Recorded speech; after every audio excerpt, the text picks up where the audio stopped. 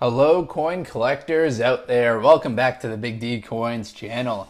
In this video we're going to talk about these three coins up at the top, focusing mostly on this coin right here, the 1966. So we'll mention 1965, 66, and 67, as well as I've got three different coins down here that are dimes that all have some cool variations to the mint mark. Because the coins up top actually were not made with mint marks, I figured it would be fun to start the video by looking at these three coins down here.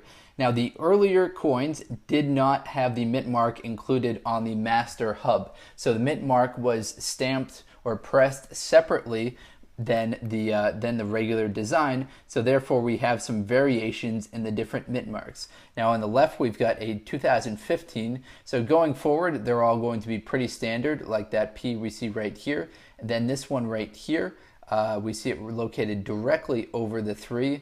Now this one's got a little bit more of a gap in between the number, as well as it's a much smaller mint mark. So just thought I'd point that out. There are naturally variations in the different size and the detail of the mint mark, particularly for the earlier coins.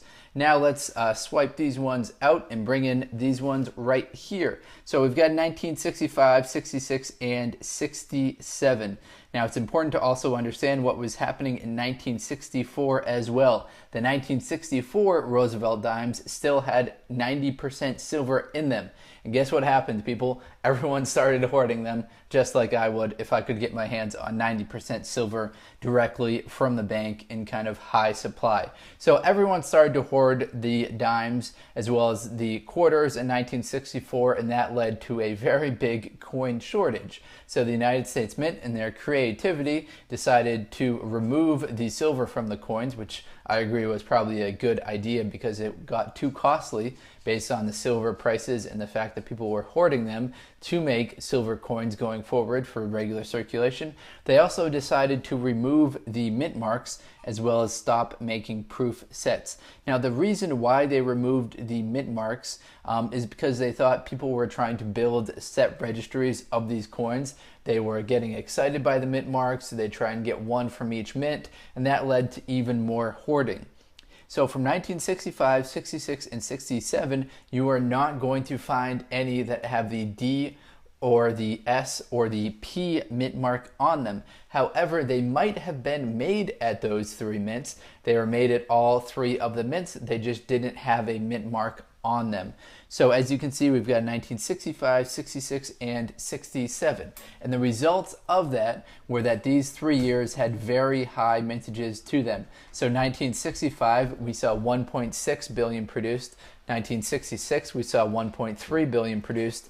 In 1967, guess how many? 2.2 billion. So 1967 just astronomically high.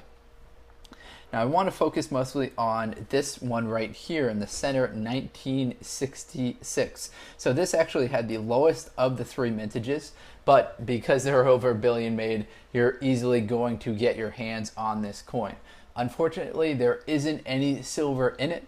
It's 91.67% copper, 8.33% nickel. It's got a weight of 2.26 grams. Now the melt value of the coin is about 1.5 cents, so it's not worth melting down the coin just to get the copper out of it. If it were a penny, you might consider doing that, or at least holding on to it, because it's only got a face value of 1 cent, and a 1.5 cent melt value would be nice.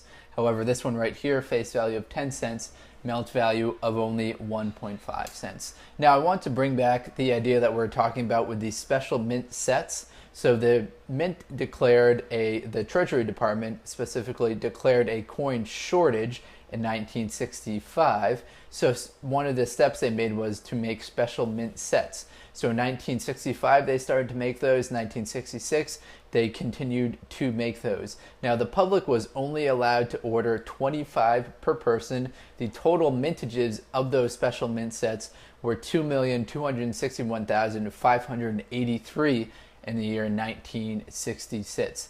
So all of the special mint sets were made at San Francisco. on old presses obtained from the Ordnance Department without any identifying marks. Now that's one of the reasons why the demand decreased so much in 1966 for these special mint sets. It's because they were using old mints to produce these, old presses to produce these. So the design themselves were not anything special.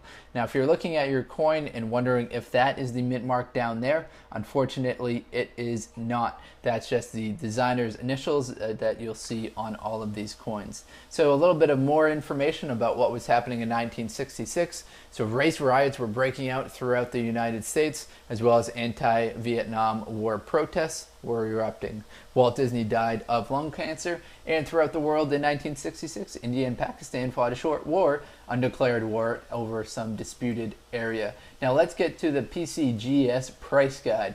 Now the PCGS price guide, like they do with all dimes, breaks these out between the full bands reverse and the mint state reverse. Now the MS reverse, the mint state reverse, that is not going to have too much value to it for 1966, just based on the really high mintages. So a 1967 MS 67 without the full bands is valued at just $24. So not really even worth getting a mint state 67 graded unless it has that full bands. However, the full bands, that can be worth a decent amount of money if you've got one. It's a well-graded full bands 1966 Roosevelt dime. So a 1966 Roosevelt dime with the FB designation at a mint state 67 is going to be valued at $525.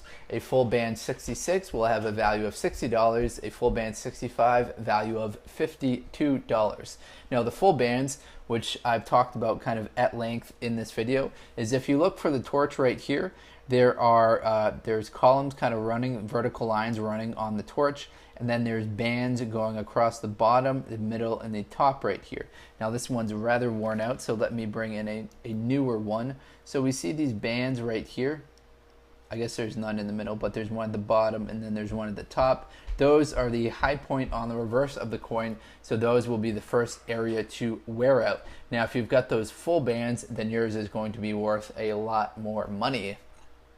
All right, everyone, that's all I've got for today. To kind of summarize what we talked about here, we talked about the really high mintages of the 1966 Roosevelt dime and the special mint sets that were made. So you're not going to find any D, P, or S mint marks on your 1966. You're also not going to find any proof sets for 1966. All right, everyone, thank you very much for watching. Best of luck coin collecting out there. Enjoy.